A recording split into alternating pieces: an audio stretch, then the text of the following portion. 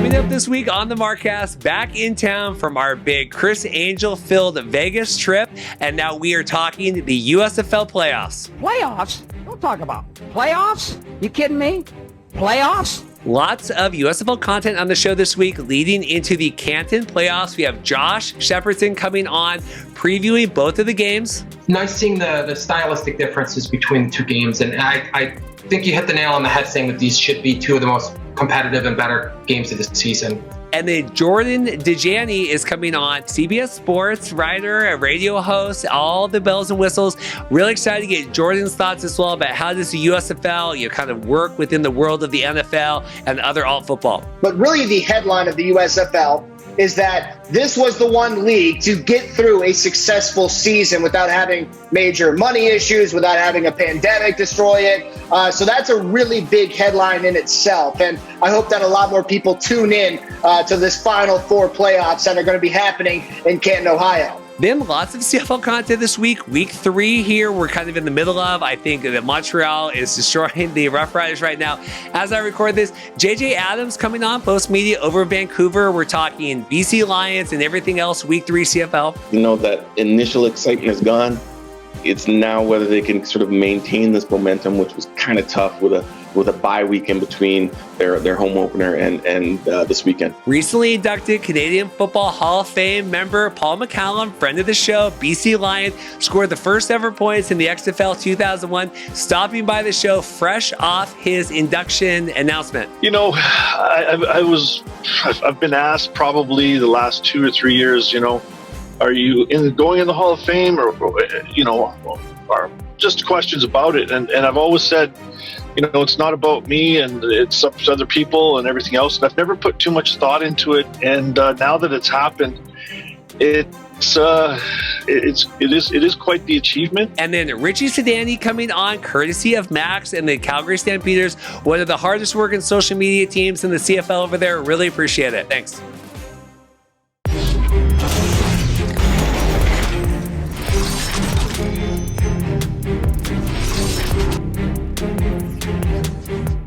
Hey guys, welcome to the Markcast. Reed here. Want to thank you so much for stopping by today.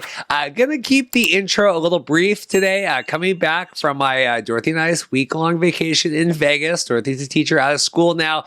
If you followed along on social media, you know we went to the new Criss Angel Mystica concert. My voice is still a little hoarse from that. Got to meet the man himself, my idol, longtime idol of mine, Criss Angel. Did a meet and greet with him after the show. It was very nice. And had a lot of fun with that. So personal victory for me. Now we are back. Some of the interviews today were recorded when we were in Vegas. Some of them have been recorded today. So you'll see how we do. Little internet issues with the Flamingo Resort over in Vegas. So with JJ and Paul's interviews, we did our best. Everything else you'll be able to see was recorded here at home base. But a big show today. We are previewing USFL the playoffs here coming up this weekend in Canton, Ohio. The players, we've moved on from Protective Stadium. Now we are in Canton getting ready. We have our big Trace Atkins concert. Lots of excitement in the USFL. Also, CFL Week 3, I think the Alouettes are absolutely demolishing the Rough Riders right now. I think if my phone updates are correct on Thursday night's game, great 3 games coming up this weekend as well, talking all of that stuff. So, quick note, I'll run down the show here and then get out of here. We are still doing our 2,000 subscriber giveaway. I was really surprised with the lack of, we had great viewership last week, but the lack of follow through with people commenting on the video to let me know which of the items that you want included. Remember, we have the AAF jersey, the Royal Retros custom jersey that we're giving away, all the Grey Cup merchandise. So you're all entered if you commented last week. I'm going to give you guys one more week, plus I'm just too burnt out coming home from vacation. So make sure you comment again this week if you want. If you did it last week, that's included in that. You'll get double the votes. If you didn't comment last week, don't be trying to go back and do anything squirrely. I'll disqualify you. Just kidding. But comment this week as well. I was really surprised. Great great viewership, really surprised. So let me know if you want the custom Royal Retros jersey shipped to your door. Dustin, friend of the show, is going to do that. We have the large AAF jersey. We have the CFL toques, the stocking beanie caps, the Grey Cup tumblers. You can go back to last week's episode. I did a whole show and tell with everything, but comment again this week. It's your last and final chance. I'm too burnt out of coming home from Vegas to go through all the raffle stuff today.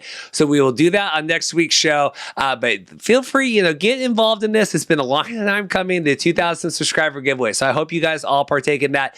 Running down the show today, and I'm going to get out of here. Lots of USFL talk. We have Josh Shepardson, Fantasy Pros, coming on. Josh and I do a little bit more nuts and bolts breakdown of the playoff games this weekend in Canton for the USFL. Talking about pros and cons of the teams. We also run down the MVP awards, top offensive and defensive players, kind of all that nuts and bolts stuff with Josh. He's really great. Then Jordan Dajani, I'm always going to say that wrong. Jordan Dajani is coming on from CBS Sports. Jordan's a radio host, actually filled in for Bruno Reagan when Bruno was playing in the USFL. Small world there, found that out. Jordan comes on. He's with NBC Sports, radio guy. We break down the playoff games and then do a little bit more kind of overarching view of, the season, right? Jordan covers the NFL as well. We're transitioning players, right, into the NFL now following the season potentially, right? What does that look like? Timing of the season, getting out during camps, all that stuff. So really appreciate both Jordan and Josh. It's great to get two smart people and the conversations just kind of go totally different. So really appreciate them coming on. Then lots of CFL stuff today. We have JJ Adams, who writes for Vancouver, the Postmedia over there in Vancouver. JJ is covering the BC Lions. I have my hat on today. We have our big Argos coming in to face the BC Lions this weekend. Mike Mitchell and I have our New Jersey Generals, his team, versus my Philadelphia Stars in the USFL. And then we have the Argos and the BC Lions. I think we're probably going to end up splitting the weekend. But that's great. JJ is tremendous. Really excited. I've worked a long time to get JJ on with his busy schedule, so I appreciate that. Then this was a deep poll I did from poolside in Las Vegas. I think I got made fun of a little bit. Cliffy over at the Alouettes. I couldn't tell if that was a jab.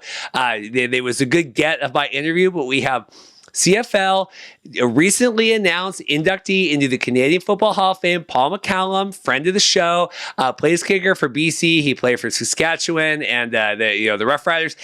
Really excited to have Paul on. He's one of the class this year. We have Ricky Ray, all the announcees, Glenn Suter, right, is going in on the media wing.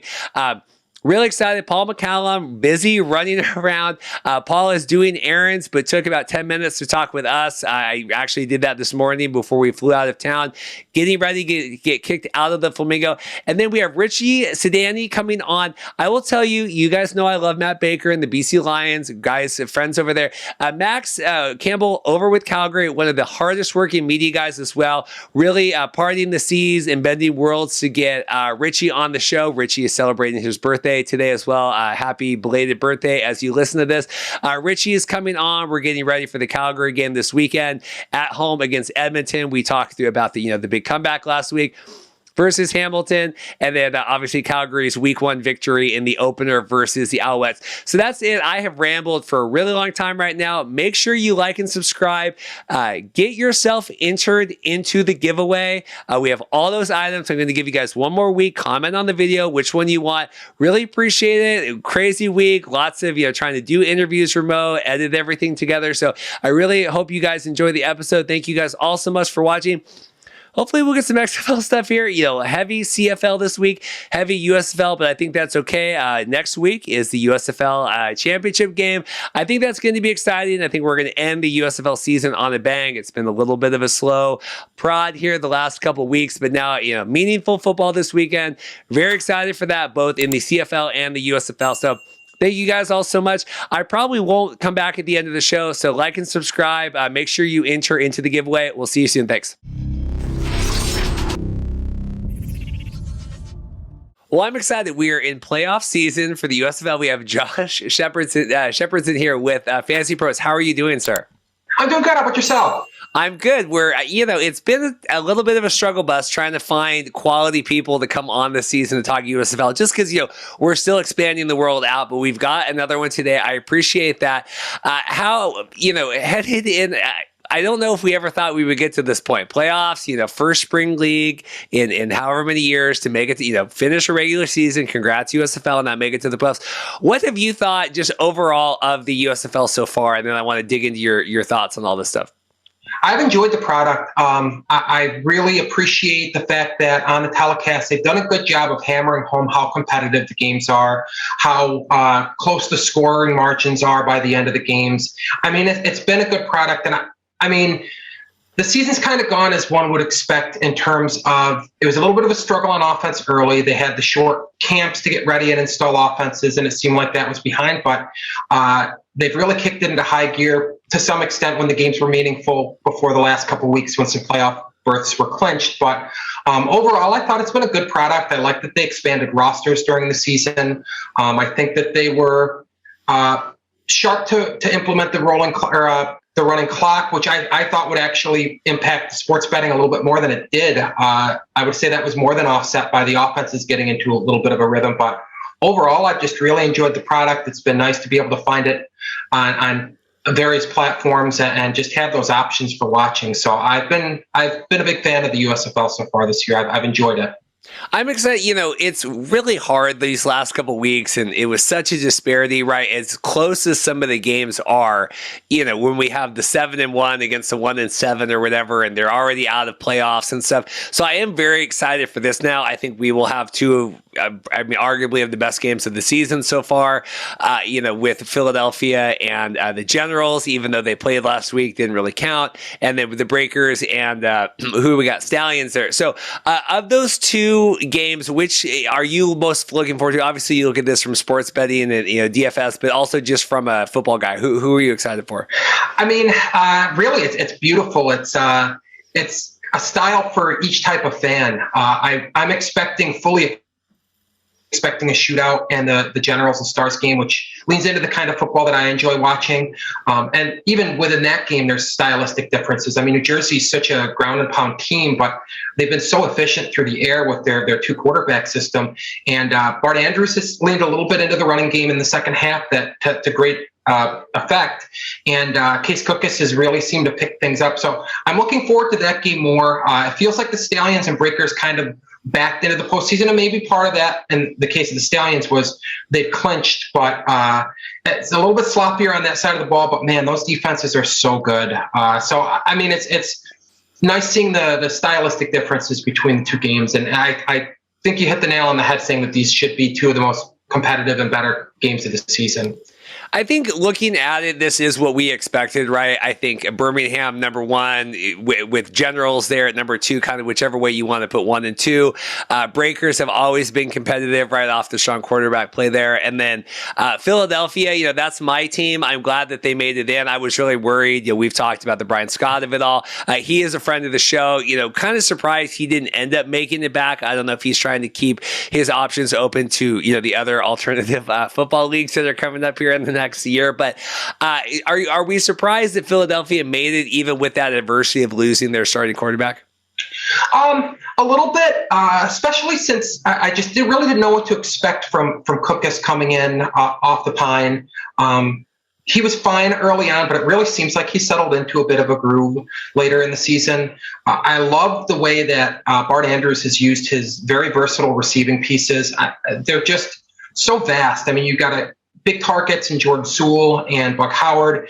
You've got smaller slot types like Maurice Alexander and Chris Rowland. It's just a varied attack. And man, Matt Colburn just was so good down the stretch. And honestly, I think assuming he's at full health at this point, I know he played last week. I think Darnell Holland could be an interesting player this weekend just because his speed is so different in a league like this. I mean, it shows on the games when you see guys like Cavante Turpin and Colburn and even Darnell Holland and his limited touches, just the speed difference between them and a lot of the other players in the league. And so a little bit surprising that they were able to really get the foot on the accelerator there and for a stretch.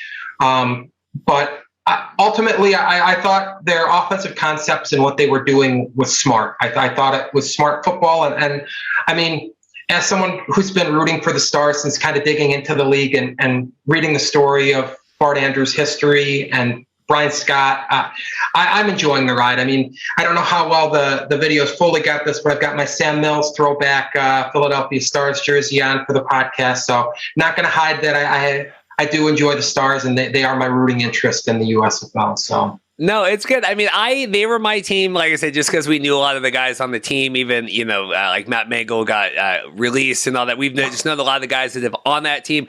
I predicted from day one, just because Bart had done the Team 9 thing with the XFL, had done the, NFL Europe, had done the Spring League thing. It's a lot of the guys he coached there with Brian, the Generals, but we got Bug Howard, Sal Canella's back. Like, it's really just kind of the Suicide Squad of everyone that we've kind of, for whatever reason or another, have tracked the last 2.5 years on the podcast. Is like, this is kind of the all-star team here, I think, going into it. And I mean, other guys have accelerated, like stood out right, like Kyle Sloter, Jamar Smith, whatever. But that team, I think, was assembled to kind of be victorious from day one.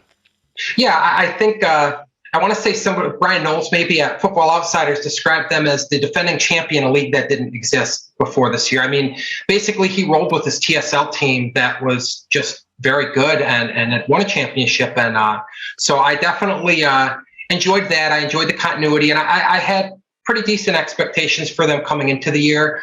I'll pat myself a little bit on the back. Not that I usually like to victory lap these things, but going into the season, I said the easiest fade for me was the Michigan Panthers, and my two favorite teams for the betting odds that they were coming off that were the Philadelphia Stars and Breakers. So, I mean, 2 of the 4 teams playing at this point, anybody who got some futures on those has a chance to hedge a little bit if they want to bet the other side at this point. But overall, I'd say that those 2 teams met expectations, and a lot of it came down to quarterback play, including Sloter. I mean, Sloter we expected to be good. He had so much success in the NFL preseasons there, and had been able to stick around the NFL. But yeah, definitely a little bit surprised that the Stars got cooking as well as they did, but not entirely surprised that they're here at the end of the year, I guess.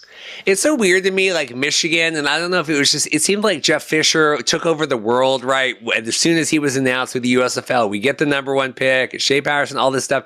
And then for them just to be just such a limp fart at the end of the season was really surprising. I mean, do you put that on Fisher and his coaching? Do we put that on the guys that he assembled, missing the quarterback? I mean, here in New Jersey, they also kind of botched their quarterback draft pick, and they're here. So I don't know. What do you blame Michigan's kind of downfall on?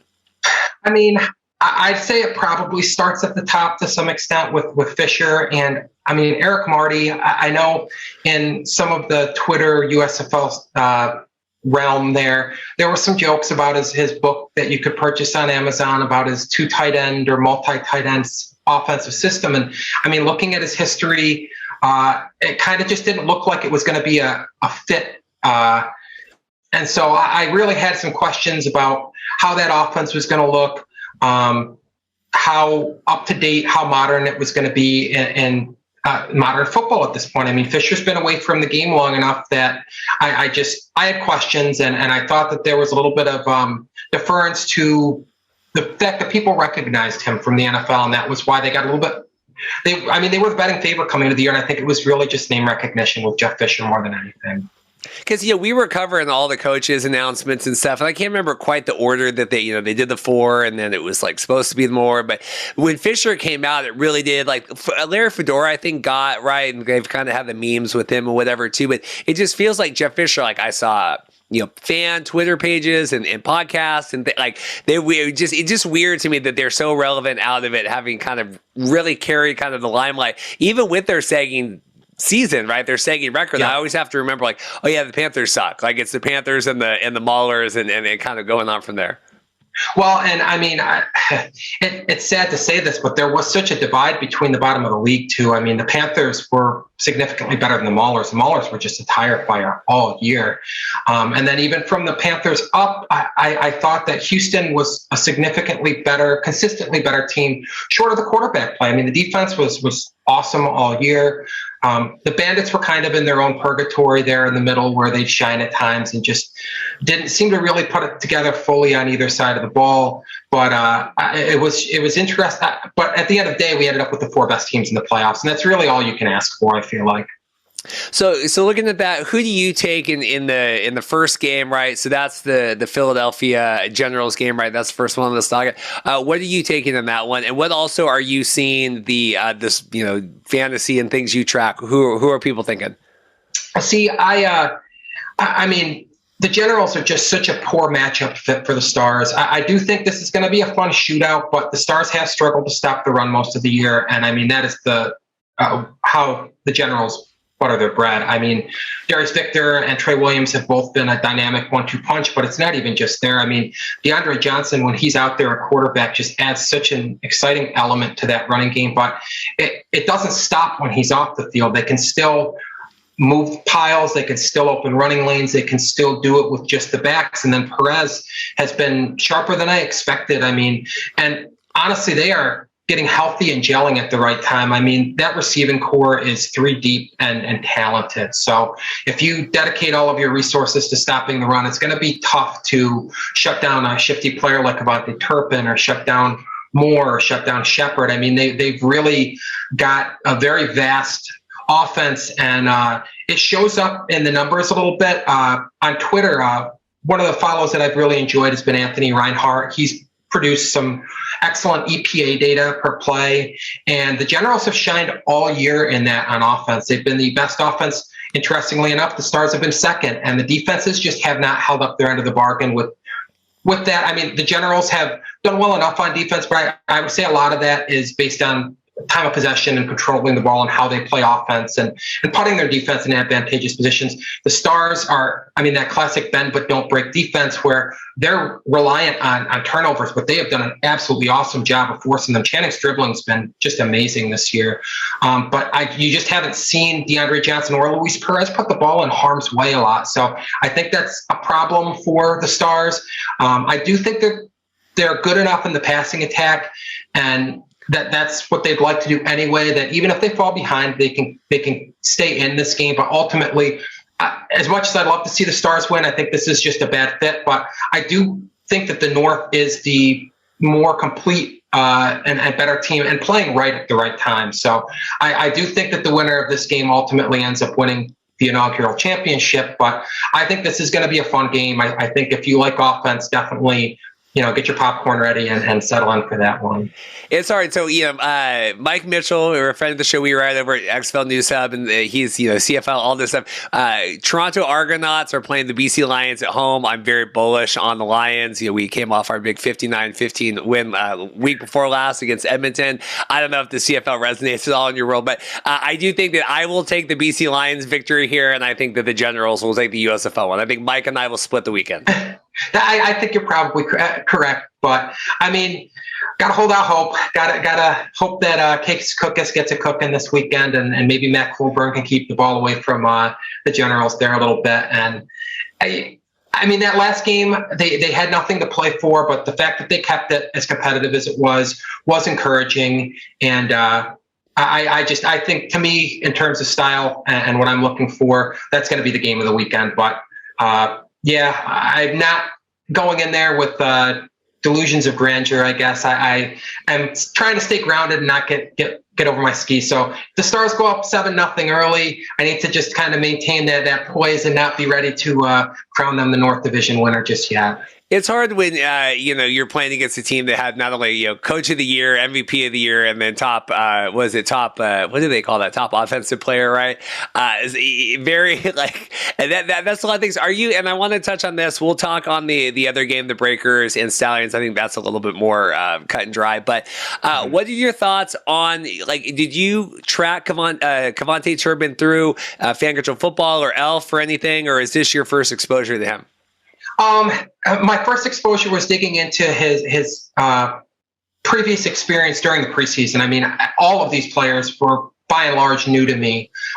So I did not watch him in previous leagues, but it's just been amazing watching what he can do out there. All around. I mean, I would be shocked if he doesn't get a look in the NFL as a return man at this point. And especially with the way that the NFL shifted to smaller players being able to be involved on offense. He's just been so dynamic. You get the ball in his hands and it's just amazing what he can do. It's good, and what I like about it too is we kind of have a love-hate with fan control football, right? They're like the arena league, and people vote on all that. I like seeing that someone that succeeded there can succeed in like the USFL, which I don't want to call it like the real football league, but it just follows more traditional football rules. I mean, I think fan control football, and I've kind of softened my heart stance against them in the last couple of weeks. Part of that is them just sending people to come be on the show. I think it generally helps, but.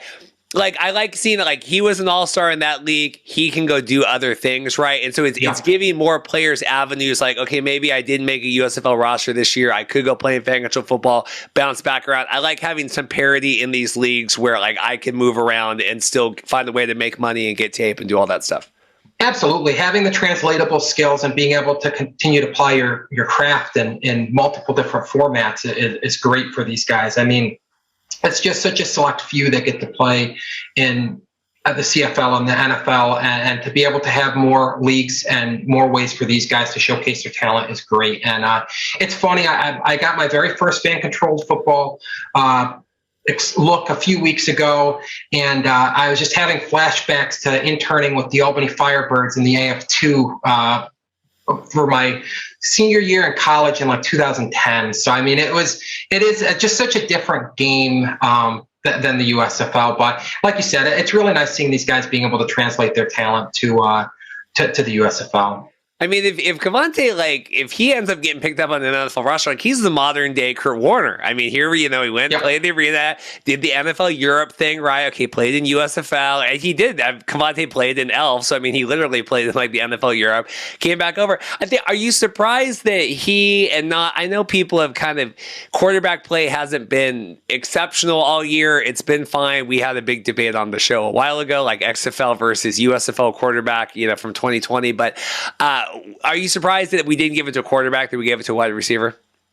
Not entirely, because of the musical chairs. And I mean, from a passing yardage standpoint, Slaughter was great this year, but he didn't take care of the football at all this year. I mean, there were times that it was just disastrous. I mean, I think if he had taken care of the football better, or Case Cookus had been the starting quarterback for the Generals out of the gate, for the Stars out of the gate, instead of, coming in relief of Scott after a handful of weeks when Scott got hurt. I just think that things broke in a way that it was, I hate to change sport references, but it's almost like those rare years when you see a pitcher win the MVP in baseball. It doesn't usually happen, but when things break just right, it does make sense. And in this case, I think the fact that Turpin did it as a ball carrier, as a receiver, in the return game, I mean, it made a lot of sense to me. I mean, he was able to contribute in so many facets.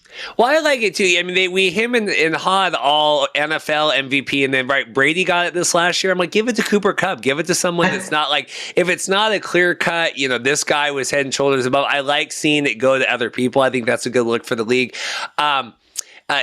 Darius Victor getting the offensive player right, also on the Generals. Chris Odom, defensive, that kind of makes sense, right, with the Gamblers. Thoughts on Darius Victor or Chris Odom? Either of those guys getting awards? I mean, Victor was just such a bulldozer inside the 5. I mean, the fact that he had just such a nose for the end zone, and I mean, even the play where he helped Luis Perez across the goal line is just kind of one of those moments that sticks in your head from the season. And I think that should be part of the award voting process. I mean, it doesn't show up in the box score for him, but he had a huge hand in them winning that game, and I think that matters. I mean, it should resonate with the voters. And Odom, what an absolute wrecking ball on defense. The fact that he played so well all season, and I mean, these guys obviously want to continue to make money playing the game. So obviously you don't expect them to mail it in even when the postseason is no longer on the line. But the fact that his motor was humming from get-go through the end of the season, he was just consistently good week to week, is I thought it was a good vote. I mean, I wouldn't have had a problem with Stribling winning it with all the turnovers forced, but I mean, Odom just impacted the game in such a significant way. I like it. I saw the Daryl Johnston went and kind of, did the announcement. I saw that on Twitter, and then obviously with Mike Riley getting the coach of the year.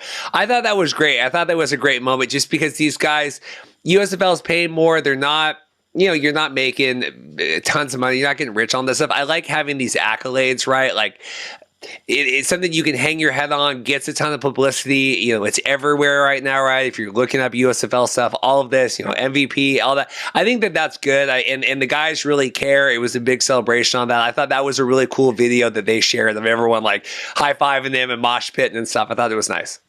And I honestly thoroughly enjoyed the media coverage of the USFL. I mean, during the games, the sideline interviews. Mike Riley's just been such an enjoyable person to hear in the interviews. I mean, he's at the games watching them. I mean, I actually let out an audible laugh during a telecast. I believe it was 2 weeks ago when they talked about him coming back and watching 2 games and his assessment of the perfect nachos at the stadium because he had a great chip to cheese ratio.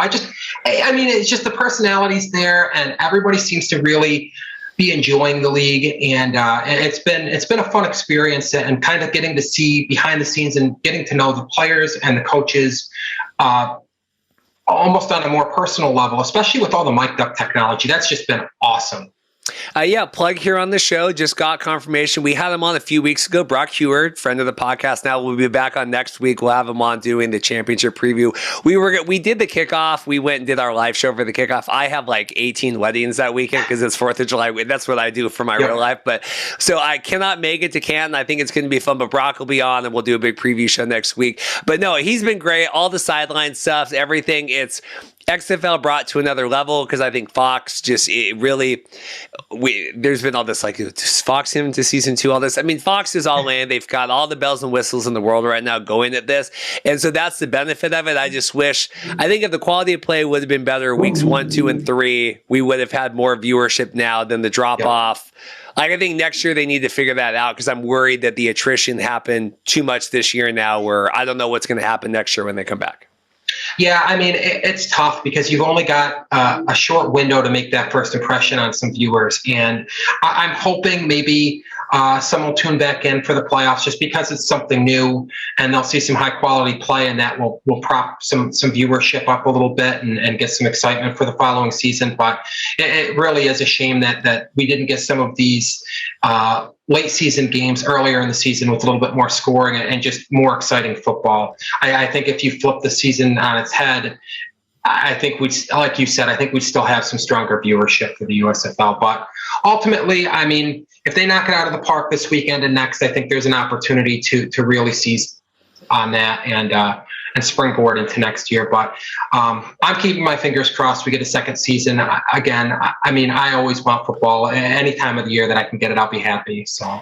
Yeah, I don't think hopefully there's no doubt that we're going to get that. I can't remember, one of our guests said like, they've touted a lot this parity, right? Every game's gone down. It's like, if people aren't watching the game at the beginning, they don't know how the game ended. And so, like, yes, it's great. There's been great games. We've saw this, but that's why we have to get more people watching at the beginning and carrying through, because it could come down to, it's the same with the CFL. Like, they could come down and the CFL fans will scream from the rooftops, like, well, our game, and we end the game in the last 2 minutes and no leads ever safe. It's like, yeah, but if people aren't watching those, like 30,000 whatever people in America watch the ESPN news broadcast of whichever game this week, and like, if people aren't turning it on, they don't know how the game ended. So that's not always the best thing that we need to put our hat on.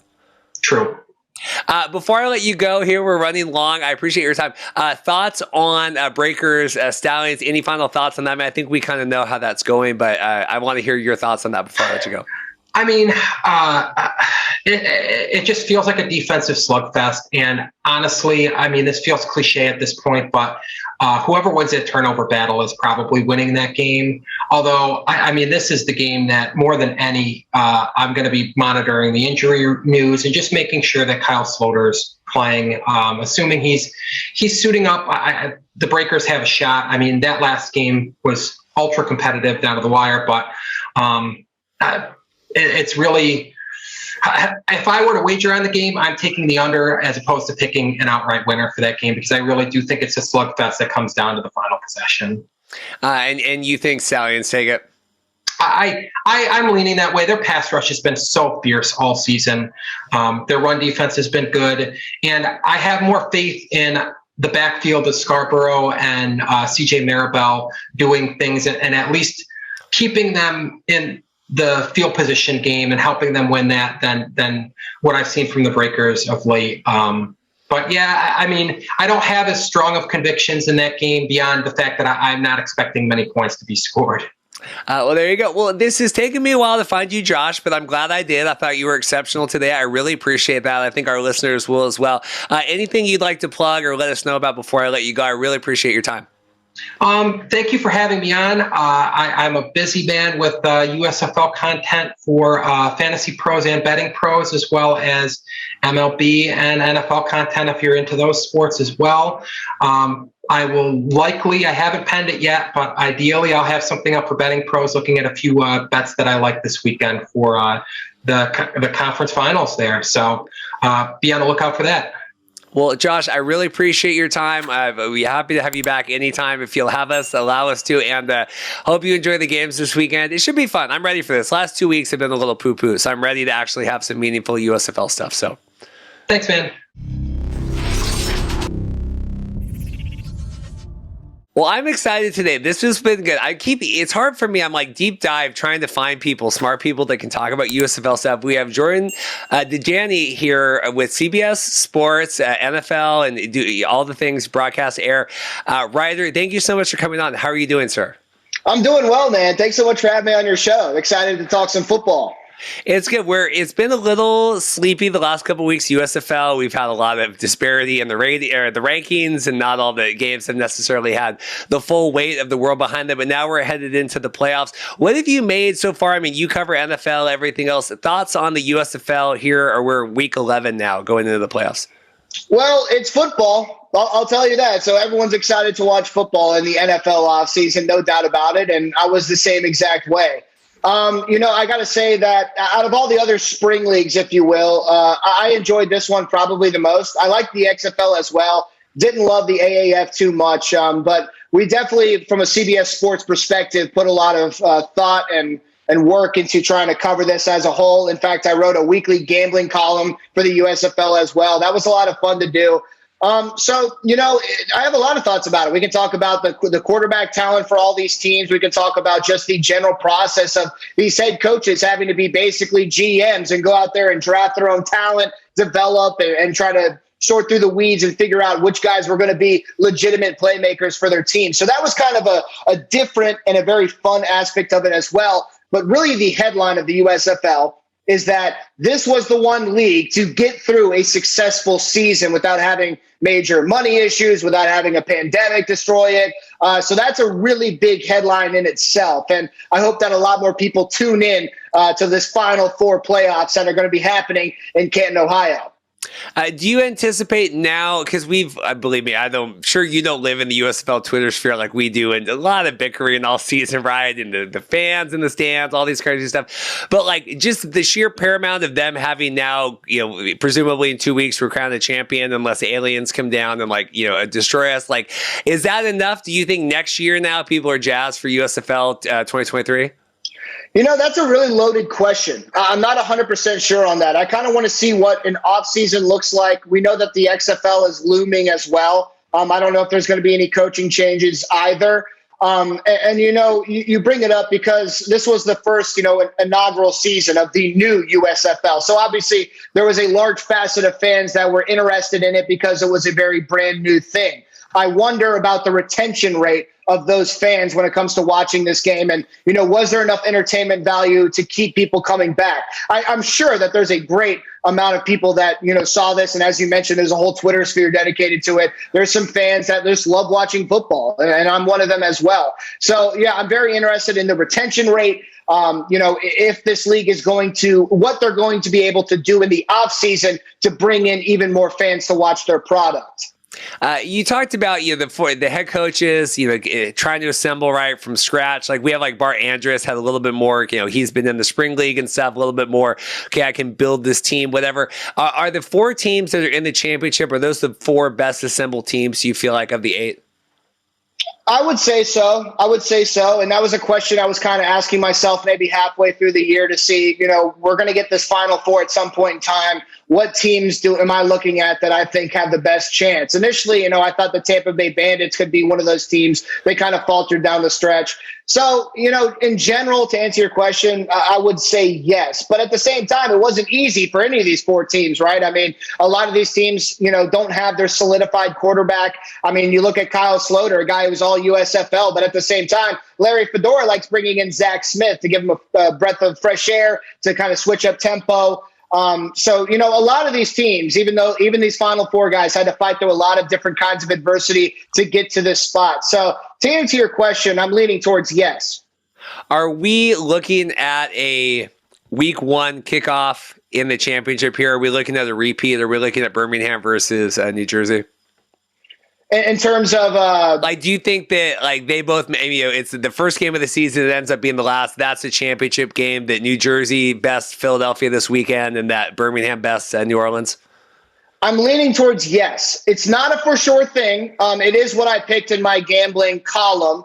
The point spreads are something we could get into later if you wanted to. I am leaning that way. I really do like this New Jersey Generals team. If you look at the Vegas odds, they are the second best team or the second shortest odds to win the championship as opposed to the Birmingham Stallions. But as you know well, this Stallions team has been faltering down the stretch, especially from a gambling perspective as well. Yes, if I had to put money on it right now, and I did, I would guess that these two teams are going to make the championship. But again, I wouldn't be shocked if, who knows, maybe the New Orleans Breakers defense completely controls what goes down on the field Saturday. Have you bet a lot of money on USFL? A lot of money is a very subjective term. So, I mean, a lot of money, probably not a lot of money. I would say I bet a lot more money on the NFL, obviously. That's what I'm paid to talk about. That's what I'm paid to analyze. But, yeah, of course, I definitely played some money on the USFL. And, in fact, I actually found some great success doing so early. After 1 week of football, I feel like the way as fans and analysts we kind of digest football itself, we're able to kind of key in on some of those playmakers, what a team could do well early on. So, week 2, for example, was a week I was putting down maybe more money than I have over the past couple of weeks. I made money on unders very early on as well. Not a lot of points were being scored initially. As soon as the cap was open, what was it, like week 4, week 5, when points started to be scored, we started seeing both teams getting over 20 points. That's when I stopped touching totals altogether. So somewhat, yeah, I like putting money on the USFL. It's very fun, but it's not something that I was trying to hedge my mortgage on. So looking in this weekend, right, we have the 2 games. You're talking, point spreads and stuff, over-unders. What do we call that, Vegas? Like, what is Vegas favoring in these things? I mean, walk me through that, because I cover this stuff every week, but all the fantasy stuff and sports betting is kind of over my head. Yeah, no problem. I mean, the way I got to check the lines right now as we sit Thursday, June 23rd, but I got them probably Tuesday night. The New Jersey Generals versus the Philadelphia Stars. The Generals were favored by 4.5 points. I think that's a pretty interesting point spread because it's obviously over a field goal.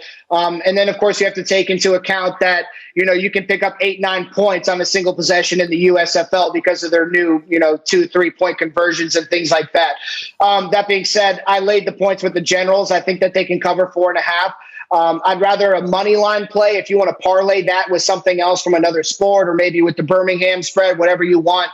I like the 4.5 points for the Generals. Now, as for the Breakers and Birmingham Stallions, Vegas, as I mentioned earlier, is still very high on the Stallions team. They started the season 6-0. I think it was 6-0 is how far they got.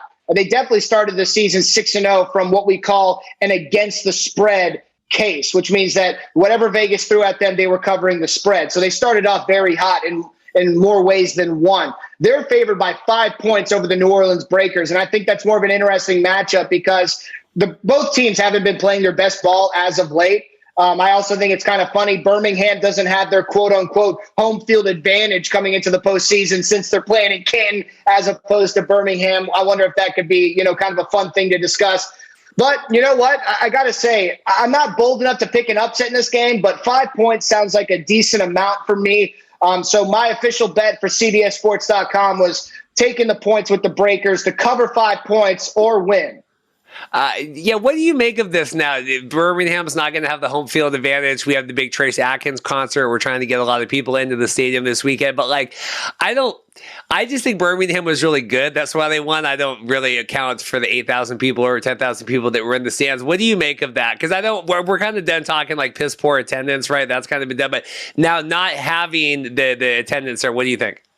No, you're 100% right. I mean, it's not like they had some crazy home field advantage, backing them as they went on their win streak. It wasn't like that. But at the same time, it was some kind of a little bit of home field advantage. I feel like at times you could tell, especially in some of the night games they had, like a Saturday night game, they were able to feed off of the energy. You saw what Scooby Wright and DeMarquise Gates were doing. I mean, they fed a little bit off of that. But heading into the playoffs, I don't think it's that big of a storyline. As you mentioned, they're trying to get people into the stands. I'm excited to see what the turnout's going to be like.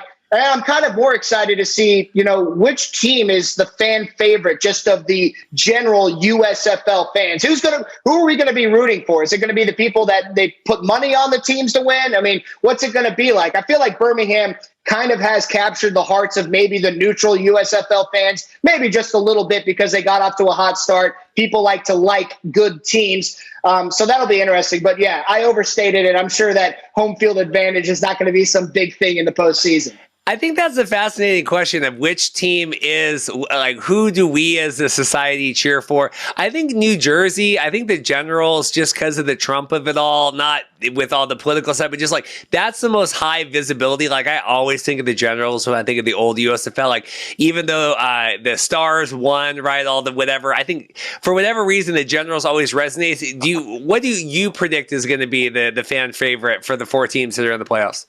Yeah, so I can't really speak to the USFL of old. I didn't really follow it, so I had to say that first. But I think it's interesting you bring up the Generals because I feel like they might be the team that, apart from the Stallions, really captured the hearts of those neutral USFL fans. As I mentioned, people like good teams. That's kind of how sports go, unfortunately, sometimes. You see a lot of bandwagon Golden State Warriors fans all the time, so maybe we have a little bit of that with this. But I bring that up because the Generals, and I'll ask you this question. I mean, if you had to pick a team to win the championship right now, I think a lot of people who have watched the USFL have been starting to lean more towards the Generals as opposed to the Stallions. So maybe we start seeing the Generals have, some kind of quote unquote home field advantage. I know that's the team I'm kind of rooting for, but at the same time, I'm a little biased because I did place a couple of dollars on them to hoist the trophy when it's all said and done.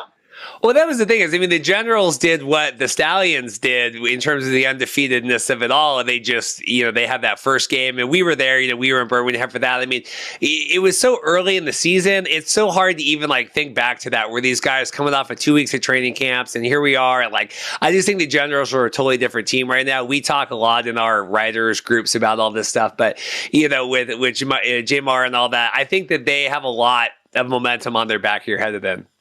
The Generals you're talking about? Yeah. Yeah, I mean, I totally agree with you. It's funny because I did an article looking at the odds that Vegas released right before the USFL kicked off, seeing that if Vegas had to blindly bet which team would be the best, and they actually predicted the Generals would be the worst team in the USFL. I think they were plus 900 to win the championship right before week 1. And sure enough, at this point at the end of the regular season, they look like the best team. So you're right. They're a totally different team. I mean, number 1 overall offense, number 1 rushing offense, which is important. Number 2 defense. Their 2 quarterback system is interesting. I've watched Luis Perez in spring leagues before, and I wasn't necessarily one of his fans, but he's playing the best ball I've seen him play, over his semi-pro career. So I really like this Generals team, and you're right. They've totally turned over a new leaf. Yeah, so and DeAndre Johnson, my head, too many different names following all this stuff. Yeah, are you with Luis? He obviously came in after the whole Ben Holmes, got his foot hurt, but I think they just cut him because he wasn't very good. Seeing him succeed here, he's just been around so long, he has more experience than all these guys in terms of just being in these, whatever you call them, fluky alt football leagues that aren't, your traditional sense, right? Yeah, I think that's a very interesting question because I think it's not a narrative that you can carry over to any single player, right? I mean, there's some newcomers that have played really good ball. Not every guy who's played in every single spring league has been, an MVP candidate basically for this USFL league.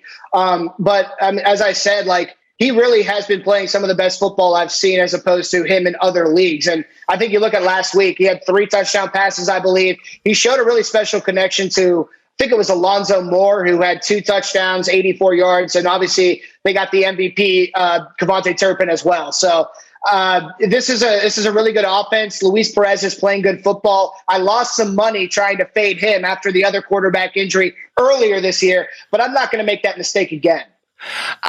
In turn, you obviously cover NFL. That's your primary, beat here. Do you, Kevontae Turpin here getting the MVP? Are we sensing any of these guys maybe hitting the roster here in the middle of summer? It's a weird time with USFL, releasing, right? You're banged up. We're trying to get into camps. Like, what do you make of the transition now from getting players to the NFL from the USFL?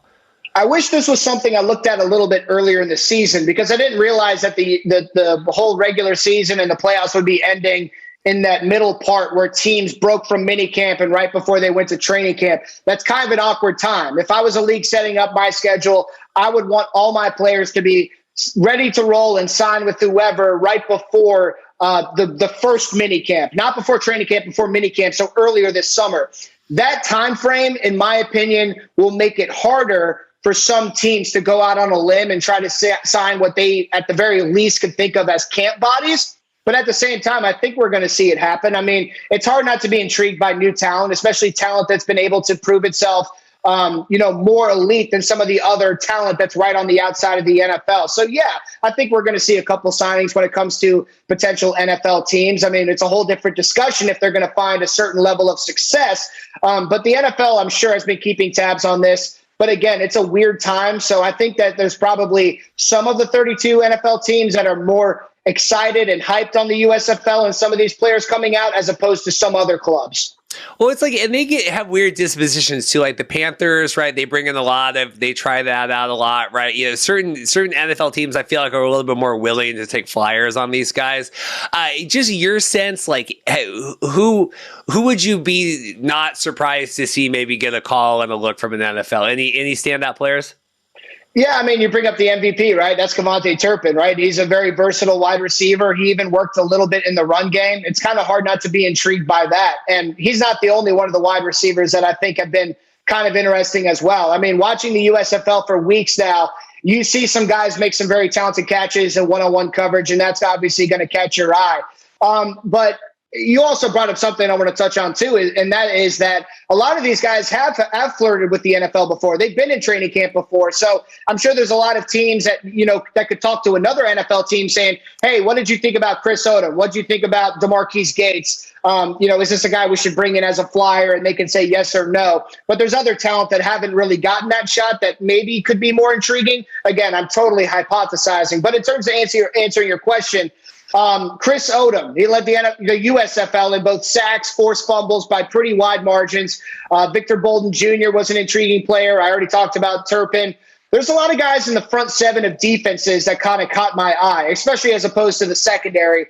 I talked about DeMarquise Gates. He led the league with 11 tackles for loss, 6.5 sacks. Gamblers linebacker Donald Payne was a tackling machine. If you go look up those statistics, Gerard Fernandez from the Breakers, he was in the top 5 in tackles for loss, forced fumbles. Davin Bellamy from the Breakers as well. The last guy I'll probably bring up is Will Likely, the cornerback from the Gamblers. I think he had 4 interceptions. I think that's second in the league, tied for second in the league.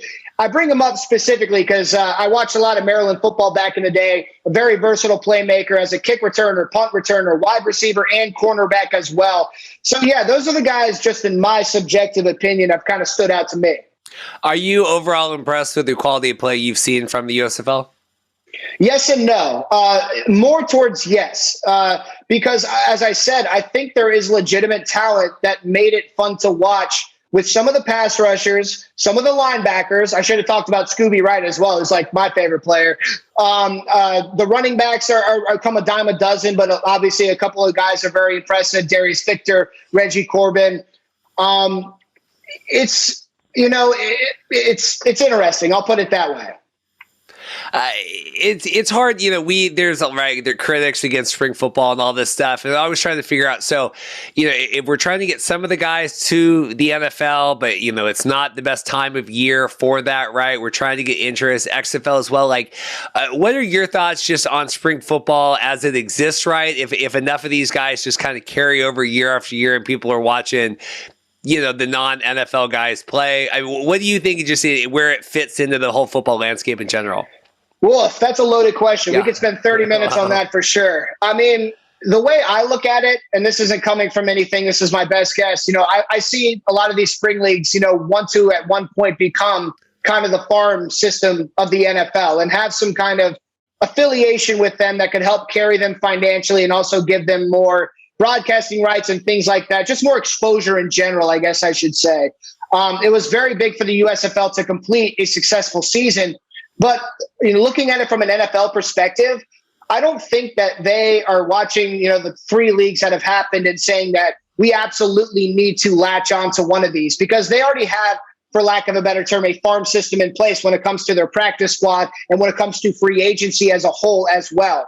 So that's where it gets kind of interesting is the USFL/XFL/AAF, do they want to establish themselves as an independent identity as opposed to the NFL and their own entertainment structure? Or is this something that they'd be open to trying to prove to the NFL that they should be kind of a minor league system? And that's a very open-ended question. And in fact, I think it's one that's probably not settled in the minds of decision makers when it comes to spring football as well. That's something that I've been thinking about a lot over the past couple of 2 years or so. So, I love it. It's entertaining. But of course, these players and this league as a whole is trying to make money. And that's kind of the really bottom line when it comes down to this. So if the money is taken care of for the players and for the league and they're on solid footing, then yes, this spring football definitely has a future. It's just hard. Like if the goal is like we're watching the show where the guys are on their way to the show, like I just don't know, and then we cover all this stuff. I mean, I'm not trying to say like it's a bad thing or it's not, we shouldn't be doing it, but it's where does that fit in? I don't know if 3 of these guys make it, 6 of these guys make it, and then we carry over. Is there enough interest there? Is that a big enough success story? It's all interesting questions to have in the offseason, especially where, like you said, USFL has done what no one else has done for the last 25 years, and that's complete a season of spring football. Theoretically, like I said, unless the aliens come. Yeah. Sorry. What was the question exactly? No question. Just pontificated on it. You're good. Thoughts on, so we got the over odds, things like that headed into the weekend. Either of these matchups you're more excited to see from a football fan before we let you go? We'll kind of round out the actual football talk here on the field. That's a great question because, the Stars and Generals played a great game last week, a very close game where the Stars kind of came back. At the same time, we saw the Generals jump out to, a 14-3 lead pretty early on. I wonder if the Generals come out really hyped up and they kind of put the Stars away early, if how that would work. So I think I'm more excited to watch that game from a perspective of intrigue and talent. But when it comes to the Breakers Stallions game, I think that one is more up in the air, in my opinion. You watch what happened with the Stallions last week. The offensive line kind of seems like it's in shambles, right? The Stallions, I said. Their center couldn't hike the ball properly. They had a lot of problems with that. Is this team that struggled down the end of the regular season slate, are they going to be able to find new life with this new season and reestablish themselves as one of the best teams in the USFL? Or is this Breakers defense going to be suffocating?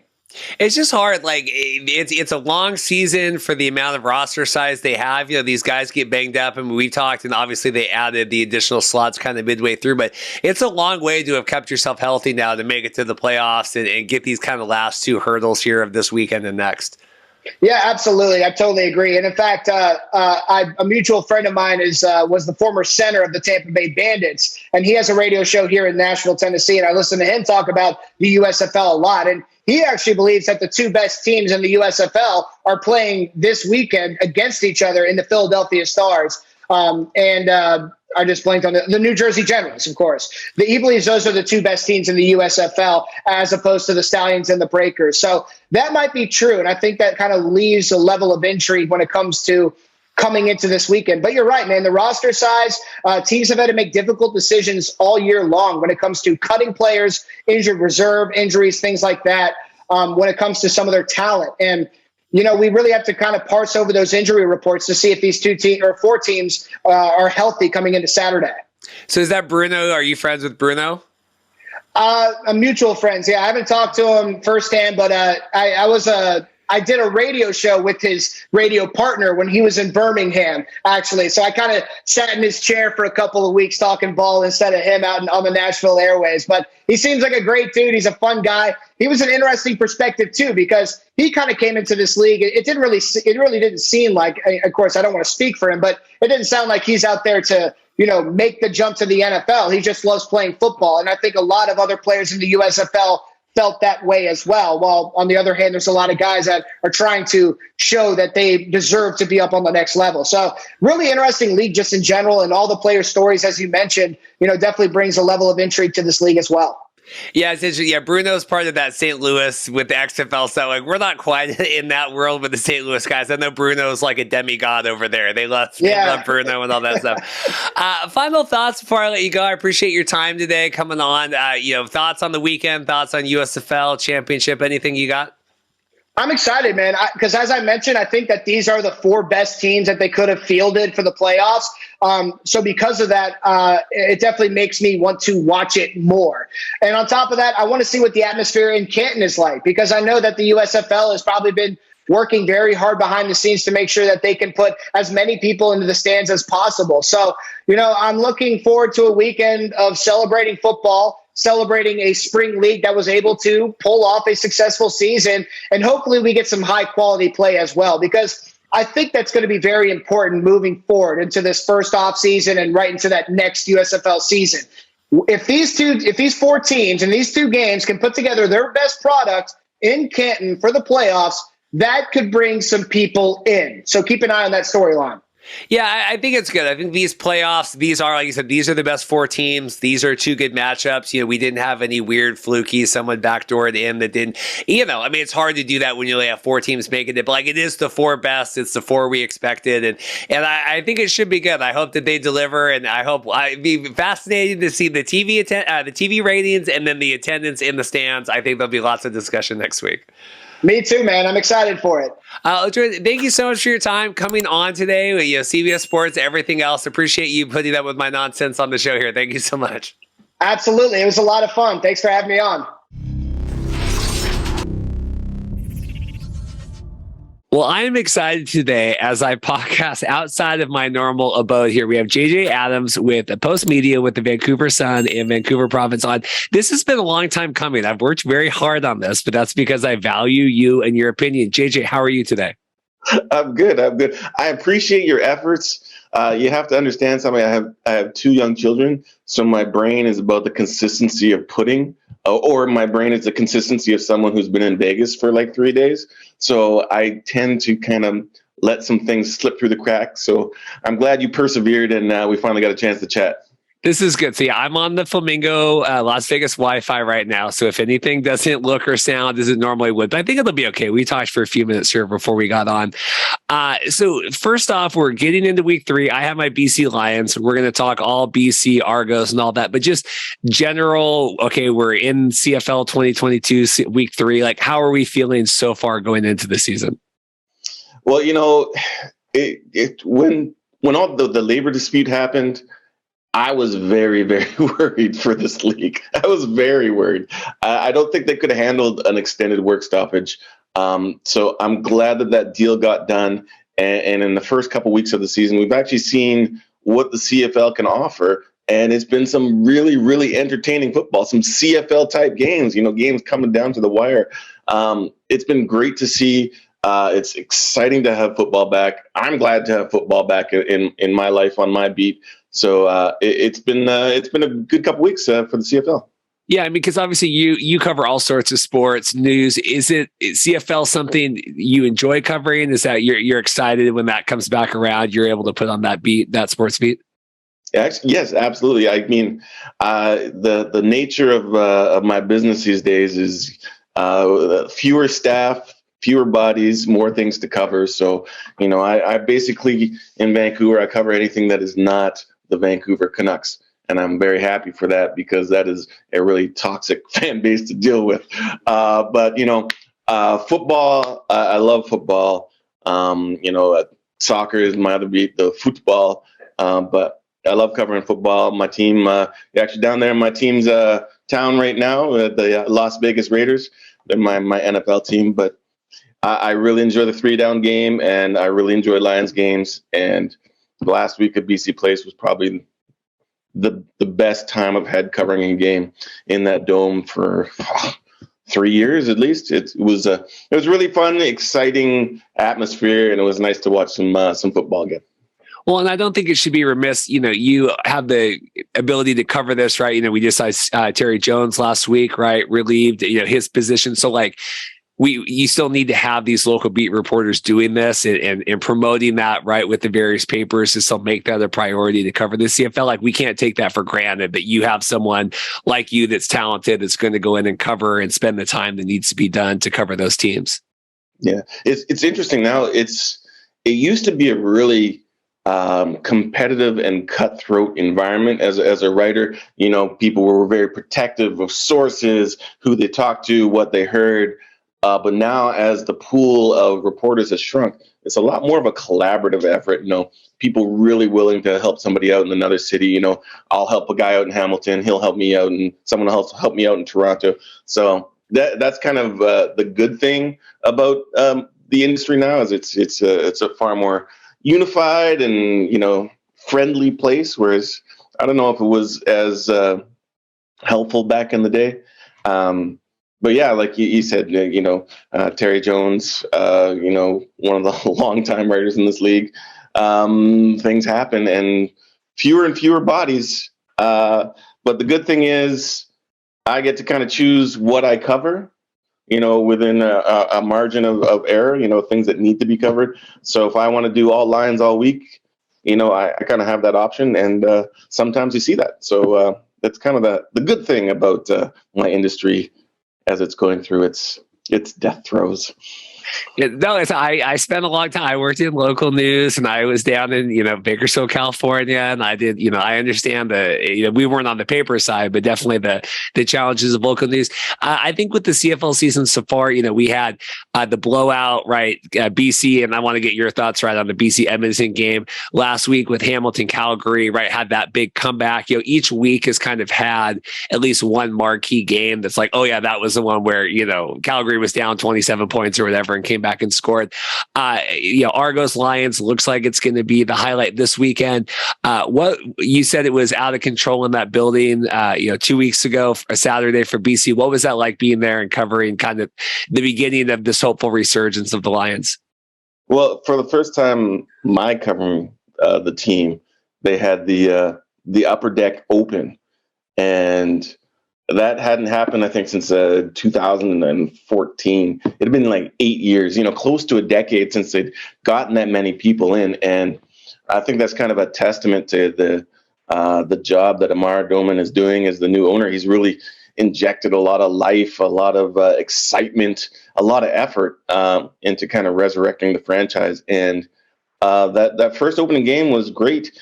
Outside the building, it was packed. There was, they had the Biff Naked was playing on stage. They had beer gardens outside. They had DJs spinning. It was like the roads were blocked off. It was, shoulder to shoulder out there. It was a great electric experience. Of course, they had One Republic inside. That was kind of a big draw for a lot of casual fans, or maybe not even football fans, just someone who wanted to go to an event.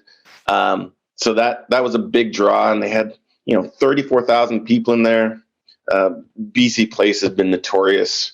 The Lions have been notorious for the last 5 years, 6 years for having really small, anemic crowds, and this was definitely out of the ordinary for them. But the big challenge is, can they do it again this week? There's no One Republic. There's no home opener kind of excitement. They can only hope that that performance that they put on last week, where they put up 59 points and looked great. That initial excitement is gone. It's now whether they can sort of maintain this momentum, which was kind of tough with a bye week in between their home opener and this weekend. Yeah, I just worry. I saw the reports this week. Ticket sales, are not nearly as hot as they were. Right, a lot of that's One Republic, like you said, the home openers. I just worry if we come in and it's 8,000-9,000 people. Was that all just for One Republic? Like, was that a good idea? But ultimately, is going to maybe hurt in the end. I don't know. It seems like a weird situation. No, I definitely think it was the right move to try and get that big surge of fans in, because it did spark a buzz. It got people talking about the Lions again, because they have not been talking about the Lions. This town is such a fickle sports town. There's the love-hate relationship with the Canucks, mostly hate, which dominates the local sports media. It's pretty much kind of overwhelming. Everything else is kind of second fiddle. The Whitecaps, the soccer team, are pretty terrible. They've been terrible for a while, so they haven't been relevant. The Lions, of course, made the playoffs once in the last 4 seasons after that long run of consistent, making the playoffs. So they've kind of faded from view. So getting people talking about this team again was huge. And even if there's a big drop off, in terms of attendance for this week, I think it was the right thing to do to get people in the door, get it on the radar. So now moving forward, if this team can perform consistently and start winning some games, that initial buzz will build and sort of germinate and grow. And so I think that's the important thing, was to plant that seed. I don't think anyone expected them to start, just selling out 30,000 seats, every week. It's going to be a long road back for this team, especially, the way attendance has been with this team historically. It's a long road back, but this is a good start. Now they got to start performing. Now they got to start getting some wins, and it looks like they got the personnel to be a competitive team this year, which we haven't seen in a while. So it's a tough task, but like I said, hopefully that was a good first step, and now they can start moving forward.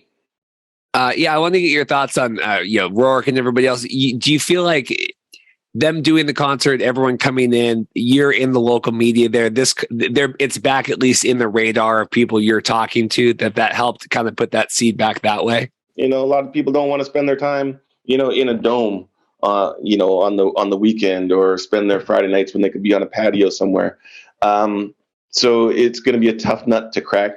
But like I said, once you start getting people remembering about the Lions, and, in the media, it's also incumbent on me to make sure people know what's happening. If they can start, stringing together some positive results, getting some kind of positive sort of, feedback from the community, working from the grassroots up, then, it'll slowly build, and hopefully they can build themselves back into relevance. Amar Doman subsidizing some of the concessions. I saw, like you mentioned, the $5 margaritas. I've never heard of something like that before. Is that a unique thing in the CFL to have an owner say, hey, I'm going to maybe subsidize to get cheaper concessions? Well, BC Place, the Lions are in the situation where they don't own their stadium, right? So they are tenants in BC Place. So the Lions have no control over what the overinflated ticket prices that Pavco, who the provincial company that runs BC Place, charge. So the only thing he can do is, negotiate and hopefully get them to drop some prices. Or like he's doing now, is he can control the prices outside the stadium. So for their pregame stuff, he can subsidize that. He can, kick in some money to make things a little cheaper for people, which is great. And, the fact that we have a local owner here, David Braley was an amazing figure in CFL history, not just for the Lions, but like for the entire league. But for the last 10 years, he's been in Hamilton, or he was in Hamilton. He wasn't here on the ground.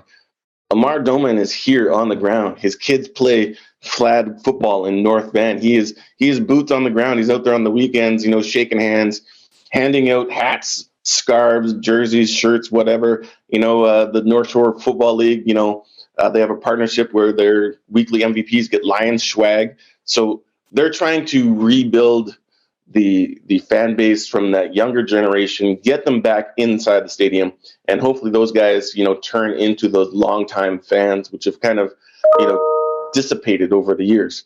But do you feel like, have you ever heard of anyone like this doing anything like that before, saying like, I'm going to take money out of my pocket here? How long does this last? I mean, people that have a lot of money don't do that because like rich people that aren't rich because they just give away money all the time. No, absolutely. And you're right. I can't think of another, singular owner who has done that. Like you said, rich people stay rich by not spending their money. But I think you don't buy a CFL team in this day and age unless you're willing to lose a little money and lose a little money at the start. And he's a very smart guy. He's a very, very savvy businessman, has great business acumen. His job is basically, taking companies and kind of resurrecting them and turning them around and making them profitable. And that's what he's trying to do with the Lions, which is also close to his heart because he's a huge football fan. So maybe he might be willing to dig a little deeper in his pockets because of that connection, but he's no dummy. He's a businessman. He wants this team to be successful and thrive and, become profitable and valuable again.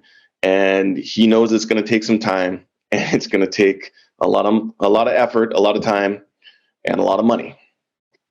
What did you make of the team's performance? Nathan Rourke, I know there was a lot of questions surrounding him, right? We're bringing in this young guy, surrounding him, all these receivers. What did you think of the actual on-field play? They looked fantastic. They looked great, but they were also playing Edmonton. And Edmonton has been in disarray from, last year, which was a historically terrible year for them. I mean, didn't win a game at home. They still haven't won a game at home. And, they've just been terrible for the last 2 years, and they're rebuilding. Chris Jones is trying to do something there. But so you kind of take that into consideration when you think about the 59 points that they put up and the 15 points against, But other than that, I thought they looked very, very good. There were a lot of holes, a lot of questions, like you said. Rourke was kind of like the main question, but the other questions were, how is the offensive line going to play? How is it going to hold up under the pass rush? Can their defensive line do anything? Because they have been horrible when it comes to the pass rush over the past 3 years. Their running game, which was the worst in the league last year, how is that going to be? They only got James Butler back there. What are they going to do on the ground? And so we kind of got an idea of the direction they're going to be going. If we start with James Butler the third, as I like to say, he's the third James Butler. And I think number 4, he just had a baby or is about to. So it'll be James Butler the fourth. He came in camp in really good shape, and he had strung some games together at the end of last season. I think he had 3 or 4 games that were excellent. I think his last game he had 89 yards and 2 touchdowns or something like that. And then he came into this season with something to prove. I remember talking to him last year, and Mike Riley, who was 78 years old and bionic man with braces up to his hips, was beating him in rushing yards and touchdowns. And James kind of took it personally. He's like, man, this old ass dude is beating me. So he came back this year, re-energized, and we saw that monster game he had. He was powering through tackles. He was catching passes out of the backfield. He was doing everything that they needed to ask. He was even excellent in pass protection, which was such a huge thing that they lacked in the past few seasons. So he had a fantastic game. It's great to see that they've got a guy who can deliver right now. So we'll see. It's all about consistency in this league. So we'll see what happens. Down in the trenches, Rourke was on his feet. I mean, he's a mobile guy. We saw that. He's good at escaping pressure. He's good at running. But I think a lot of questions were, he's a rookie quarterback. So how are teams going to – well, he's not a rookie. He's a second-year player, but a young quarterback. How are teams going to try and get to him? And, it's going to be a lot of blitzes, a lot of, pressure trying to get in his face. And we saw last week, I think he had 2 passes over 20 yards. And I think the majority of those 20 passes were under 10 or around 10. So they're working really hard at sort of tailoring their playbook to get the ball out of his hands fast. So he's not, sitting back there waiting to get hit like Mike Riley was the last 2 years. And then defensive line, probably still some questions. They had a rookie come up big with 3 sacks. It kind of Teo Simeone, no one really saw that coming, but they also had made 2 big free agent signings in Woody Barron and Stove Richardson. I think they've got a really good link, and I think that any questions that people had about Nathan Rourke, which they still have, judging by all the writers' picks out there for this week. I think he, in my opinion, he's answered them. So we'll see what happens next week. It's all about consistency in this league, as I keep saying. Are people high on Argos this weekend? I mean, I did a poll. Obviously, my fans are mostly BC fans on my Twitter, but are people taking Argos? I think it's like split. I think it's kind of split. I think people, it's probably split by region too. Like people who are here and watch the Lions are like, oh man, they put up 60 points. They're going to kill them. And, anyone on the East are like, oh, the Lions have been terrible for years. They got a young quarterback. They beat a really crappy Edmonton team. I'm going with the Argos. They're, the only team in the East with a win. They look great. Andrew Harris, the ageless Andrew Harris. So I think it's split. You said that there were a lot of questions around Nathan Rourke coming in and how he could do. And I think for me, he answered that question as to how he would do as a starting quarterback in this league last year in the season opener when he stepped in for Mike Riley at the last second to be a starting quarterback in Saskatchewan, in one of the most hostile environments. And we saw the Riders jump out to that big lead.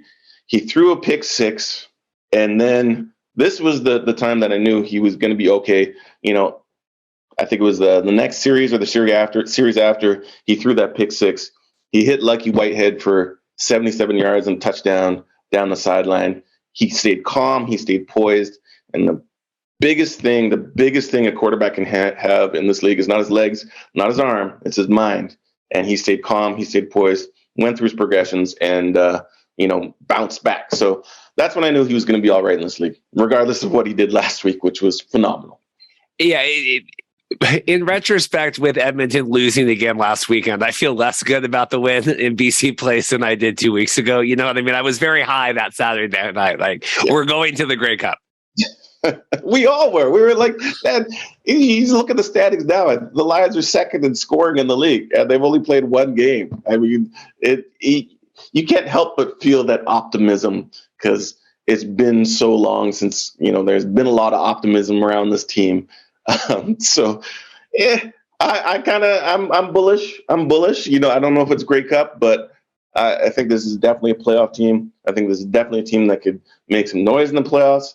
How far they can go, that remains to be seen. But I'm optimistic. I'll happily predict a Grey Cup appearance for them because I'm an optimistic guy. What can I say? Argos are 1 missed field goal away though from not winning last week, so I don't want to give their they're the 1 win in the East, but I mean that was phenomenal that they ended up winning that game. That is true. But that's the CFL. Anything can happen. And to just talk to Paul McCallum, who entered the Hall of Fame, and we went back over that kick in the playoffs. 18 yards, hooked it left, ended up with a pile of manure on his front yard. So anything can happen in the CFL. That's why I love football. I love this game. Anything else you're looking forward to the weekend here? I just, we don't got a deep dive on all this, and we're testing the internet as we go. Saskatchewan's back in Montreal, Ticats with Blue Bombers, Elk Stamps. I mean, the Elks got to get something going here. I feel so bad. Friend of the show, Victor Cui, I don't know. It's like you can't. Amar Doman lucked out, right? BC won. We packed the stands. BC won. Victor last week, they didn't get as many fans, but then that was not a great game. It was not a great game. And it's going to be a long road back for the Elks, man. It's I'm not sure what they can do besides blow it all up, which they've done, and try and rebuild. But going winless at home for that franchise, that was unheard of. I'm not sure what the mood is on the ground there, how people are feeling, but they need to pick up their socks, and I don't know what the answer is. They got our boy G-Roy Simon over there now as AGM. He saw. Actually, I wrote in my story. He had his 4 touchdowns in one game record or one half record tied by James Butler last week. So if anyone was going to do it, it's nice that we did it against G-Roy and his new team. But boy, what do you think the problem is in Edmonton? Why do you think they've been just so devastatingly terrible? I mean, obviously, I think the quarterback situation, right? I don't think, as much as they want to say Arbuckle, I mean, Arbuckle did not play great. I thought, Cody is Cody on the Saskatchewan side. I mean, I don't think he's a super dynamic. I mean, he's mobile enough, but you had Arbuckle and Cornelius, and then when we were bringing in Cardinal Jones, I'm like, this is not like this. They don't know what's going on here. Trey Ford, right? I guess that's the future, but I mean, he's not ready to go, right, at all. Yeah, we saw that in the first half. He was like a chicken escape from a coop out there. He was just running around, making bad throws, bad decisions. It was a really kind of tough environment to throw a rookie into. But hey, like I said about Nathan Rourke doing that in Saskatchewan, it's all about how you thrive in those pressure moments. So I'm sure he'll be all right. But yeah, they need to figure things out under center in Edmonton for sure. And then, finally, I was ready to write the death knell on the Stampeders in that first half last week. And then there you go. Bo Levi came back, and who would have known? And that was probably the most miraculous. I watched the first half, and then I went to go film a dance recital, and I was getting the updates on my phone. I'm like, what is happening here? Like, this is, and then any thoughts on that in Calgary before we let you go? No, it was just like that, that meme. It was like not gonna lie, had us in the first half, right? And then, but as we talked about CFL, you can put up a lot of points in a very short order, and Calgary is a good team. I'm not surprised that they came back to win that game. I think they're favored again this week. But yeah, no, that's why you love the CFL game. Lots of points in a short amount of time. Well, JJ, I appreciate you working through the internet stuff. I'll have you back on when we're, back in solid ground. I mean, the CFL, it's like you either get the great games every weekend or it is a little bit of a slog. I had a couple of people messaging me, right? We're getting our new fans into the CFL this season. They're like, that Edmonton Saskatchewan game. I'm like, it's either BC Edmonton, it's 59-15, or it's like we have the last 3 minutes of the game take half an hour and we have penalties, and we're like, there's no middle ground. There's no okay CFL game. Feast or famine. That's how it works in this game. Feast or famine football. Anything else? Thank you so much again, and we look forward to talking to you again. No problem. Hopefully we have a win this weekend. It would do a lot for, getting me an excuse to write more about the Lions. So they keep winning, more stories for them, because that's what the readers would want to know. So fingers crossed. Perfect. There we go. Well, I don't always wear my BC Lions jersey in Vegas, but when I do, I'm glad I get to talk with now soon to be inducted into the Canadian Hall of Fame place kicker Paul McCallum. How are you doing, sir? I'm doing well, thanks. I'm, as you know, probably real busy with interviews and whatnot and work, and I'm just trying to fit everything in. What was it like finding out the big announcement this week? You know what? It was. I actually found out June 1st. I was working as in Starbucks. I think I'm a real estate agent, so I was in there doing some work, and I got the phone call. And not really realizing the date, but it's my mother's birthday. So it was very special. Illustrious career, 2 decades plus in the Canadian football league. Getting all of this coming together now, what does it feel for you, kind of having your accomplishments recognized in that way? I've been asked probably the last 2 or 3 years, are you going in the Hall of Fame, or just questions about it. And I've always said, it's not about me, and it's up to other people and everything else. And I've never put too much thought into it. And now that it's happened, it is quite the achievement, personally. It's still sinking in. I've never been one for personal, rewards and things like that in such a team sport, but yeah, I'm pretty honored. And like I said, it's still starting to sink in now. Yeah, it is weird because football, it is the ultimate team sport, but then obviously you end up recognizing individuals for their achievements. Going in, I believe, second all-time leading scorer, right, in the CFL. What does that mean? That's really cool. I mean, starting behind Louis, he's number one in all-time, pretty much everything when it comes to kicking. It's just it's a sense of accomplishment that I've never really paid much attention to.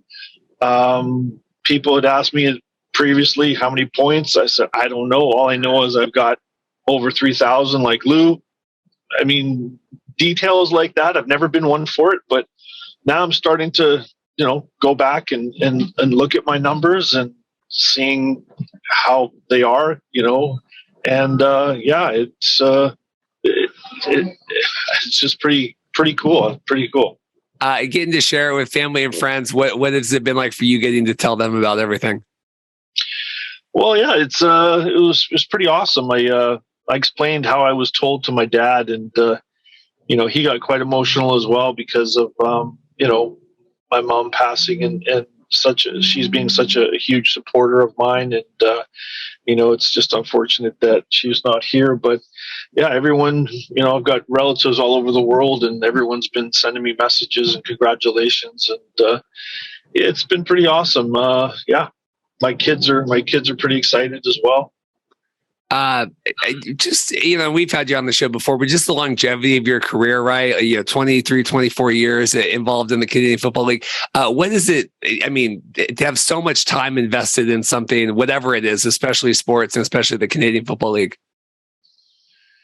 Yeah. I dedicated my life prior to even getting in. I mean, my whole goal when I was, 21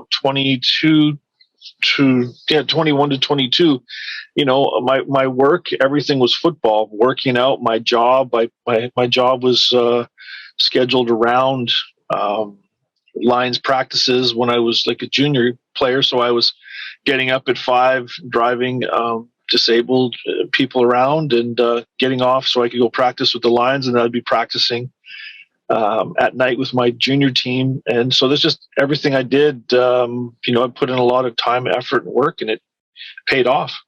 Quite the class you have. Ricky Ray involved as well in your inductee class. Any thoughts on anyone else that's included with you this year? Yeah, I mean, it's quite funny. Everyone jokes around about Roy Shivers because we never had a very good relationship when he was my general manager. So that's quite funny, but he's deserving of the award. I mean, everything that he's done in his career, it's pretty impressive. All the things that he scouted, and Ricky Ray. I played a lot against Ricky Ray, or stood on the sideline and watched him, and he was always the type of player when you're watching him. He just had a very aura of him, of his composure and his demeanor and control of the game. Like when you watch a Tom Brady, how you just know what he's going to do, and Ricky always had that same composure in the pocket, command of the team, and things like that. So very, very, very fun to watch, but not to lose to. But yeah, and same thing with Chip Cox, very intense player. Every time you'd come to play, you knew what you were getting. You always played at 110% level. Great leader. And so, yeah, I mean, these are very well-deserving players, and it's an honor to be inducted with them, as well as just be in the same category as all the other Hall of Fame players. The thing with the Canadian Football League, the fans hold you guys in such high regard, right, for all the work that you've done. Does it surprise you all these years later, if fans still excited and still know everything about you and the legacy you have with the Lions? It is actually, and sometimes it's quite scary. About 2 months ago, I ran into somebody who actually is a friend of an acquaintance, and he started pulling out statistics and stats and games of when I played in Saskatchewan, and it was kind of things that he was reminding me of, which was kind of cool and kind of different. What's your plans now that you're, obviously the ceremony is coming in September. This is all fresh this week. What do you have moving forward here with the Canadian League? It's the Lions here. They've got a new owner. There's a pretty big buzz here in Vancouver right now with the team, and they only had one game, but they brought in, I think it was over a crowd they haven't had in I don't know how long. And it's exciting. I think that with COVID and everything, people are now starting to feel a little bit more comfortable and get out. So I'm hoping that the league as a whole is going to start to flourish even better than it was before COVID. It would be nice to see. In the late 80s, we were getting 50,000 people at BC Place, and higher numbers across the league. So I'm just hoping that we can get more younger people out and a lot more people out to the stadiums moving forward. Are you sensing that excitement? I just had JJ Adams that covers the team. Just had him. He'll be on this episode as well. We did a big preview for the Argos game this weekend. But are you sensing that with the work that Mr. Doman's doing there in the community? I am actually. They're having the street parties now. They had success with it last game, and I think just bringing that energy and that vibe back. It's something, you talk about tailgating in the United States, and we don't really, or haven't really had that up here for various, I think, legal reasons, liquor laws and whatnot, but hoping that we can somehow create that atmosphere of it's not just a football game, but it's a whole day event where people can come and have fun and talk football and, just have that sort of camaraderie of coming out and having a good time on a day where the teams are playing. Well, Paul, I'll let you get back to work. I can say I knew you when, friend of the show and now a member of the Canadian Football Hall of Fame. Really appreciate your time today. Thank you so much. Thanks very much. And I apologize I wasn't able to just sit back and have a chat. It's all good. Thanks again. We'll get you back again. Sounds good. Appreciate it. Have a good day. Well, I'm excited today, and I've actually been told as well that you're working on your birthday. We have Richie and Sindani here. How are you doing today, and happy birthday? Good, man. I was running around a bit, just getting things organized and stuff, but no, I'm blessed. I'm 27, so it's good, man. 27. So far, the Stamps are off to a good start this year. What's the season been like so far for you? Man, it's been it's been good. I feel like after training camp, we kind of realized we assembled a good team. So heading into a couple of games, we've kind of had to play comeback a few times, which isn't obviously where you want to be living in the regular season, but we recognize that we do have what it takes to kind of, take that step and challenge other teams and be the number one team in the league. So that's been really good so far. Well, it was tough. Calgary, I feel like you guys get a lot of, I think just because your pedigree and, how winning the franchise, it seems like it's Bo's hurt or, Calgary's behind or what's going on. And then, last week, this huge comeback. I was working, but I watched the first half of the game and then I turned off to work and I was getting my updates from my phone. I said, what the hell is happening here? What was the game like for you last week? Man, it was first half, we just couldn't even get past the half line. The wind kind of plays a factor, so we can't be as aggressive throwing the ball. So kind of in the first half, we were just looking around and just trying to figure out who's going to be the spark. And I just remember getting a feeling late in the second half. I was like, we're going to win this game. I don't know how, but we're going to have a comeback win. This team isn't the team we're playing. No disrespect. I just feel like we've done enough at practice. We've shown enough that we felt like we were the better team, but they were playing better than us. So we regrouped in the second half, and man, the rest is written. You had a big role, right, in the comeback and score that. What was that like, knowing that you kind of helped turn the tide there and get ready for was it the tying field goal at that point? Yeah, tying field goal the last drive. So it was kind of one of those situations where, we know Rene is pretty clutch. We don't have to do a whole lot, but get kind of into his field goal range. And then obviously, if we can, score a touchdown, put the game away. So on that drive, you pretty much just lock in and you're just trying to read the defense as well as you can, be in the right spot at the right time for Bo, who was at QB at the time. So that's kind of what my mindset was in that last 2-minute stretch there. A lot's been made this week of Bo, playing, maybe not playing as much. We've had Jake Mayer on the show before, right? I mean, Jake's a great guy. Thoughts headed into the weekend? I mean, either way, you guys are probably covered, but what are you feeling like heading into the weekend? Yeah, I hope we can go in there and just execute our game plan. Dickey changes it up every single week. We play these guys 4 times, right? One thing with playing people, over and over again, they start to see your tendencies. So I think going into this game, you definitely want to get a win at least one of the 4 times, obviously, but you want to start it off with the win in the series that we're going to have back and forth. So heading into this game, I hope we get off to a great start and guys are dialed in and they don't wait until they throw the first punch to try to make things happen, Does it help that it's against Edmonton that really hasn't had maybe the most stellar I have my BC hat on. We had our heyday the first week, but they even struggled last week at home, right? Their home opener. So does that change anything? We're like, oh, Edmonton, like they're having trouble right now. I don't even look at their issues. Their issues are in their locker room. But, when I look at Edmonton, that's a team you want to beat, man. Like, it's Battle Alberta. It's kind of nice that we have 2 teams in the province that are so close together. You obviously watch the Flames and the Oilers have at it. So the fans like it. And honestly, we want to go in there and beat Chris Jones and his Elks. It's just crazy that they haven't been able to get it together, 2 weeks. And even just as a football fan watching, you're like, God, surely they got to, flip the coin here at one point and get it going the right way for them. So. Yeah, definitely. I don't know what it's going to take for them, but I'm anticipating they're going to come out and they're going to play pretty hard. So we're definitely hoping we're going to be ready for that and we can actually throw the first punch or, at least respond quicker than we did in Hamilton. Talk about playing, you guys known for one of the big, loud, vocal fan bases, right? Talk about that and being able to kind of protect your home field.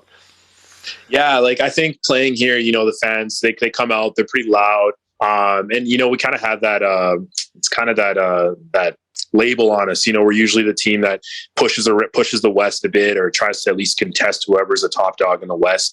I think it's important for us, in front of our fans to get a win every single time we play at home. So, this isn't the Labor Day Classic or anything like that, but we can almost treat it like that. I hope we can see enough fans come out there and make some noise for us. You had a huge first week as well, right? First 100+ yard game, right, of your career. Really feels like we're hitting all cylinders this year. I mean, what are your thoughts on your own performance so far this season? I think it's just all coming together. Like, not gonna lie, I kind of saw it coming just based on my off season and then just heading into camp and how training camp went for me and whatnot. Kind of saw it coming. So it's not like a huge surprise, but it's definitely something I'll be grateful for to play well, especially in that first week to start the season off the proper way, get the 100-yard mark, and then just try to see what else I can amass, right? Just try to see if I can make any other plays for the team. And if that's clearing out, for someone to get open, that's something that I'm down to do. But definitely, it's so crucial to start the season off the way that I did there. So I'm happy about that. Because it's hard, CFL season is such a marathon, right? So obviously, fortunes can change. I mean, look at like BC last year, and then we're not even relevant, But like, it still has to feel good, checking these milestones along the way of kind of having the first good month or hitting your stride and just making sure you maintain it throughout, right? Yeah, definitely. I like what you said. It is a marathon, man. Like you kind of realize that after like 11 weeks. So when you can kind of put together a string of good games, or if you even just have one that could spark you, right? Because you kind of have to be mentally dialed in as well as physical. So it's pretty good to have a good game and then just show up, week in, week out for that marathon kind of thing. And just make sure you try to have the best performance you can. You've been a part of the league for a little while. Does it take a while getting used to that CFL game, right? The Canadian game. I mean, and obviously, you're from Canada, but like, is it where it's taken you a few years now to kind of hit that stride? I mean, is it learning process of that, or is it just you're growing as an athlete? I mean, what do you attribute that to? Yeah, like what you said there again, it's a bit of both. I think that I've been in the league for 4 years. It's my 4th season. So I think it's just getting used to the competition. You got to fight for your spot in camp, pay your dues on special teams and kind of show that you're a committed player.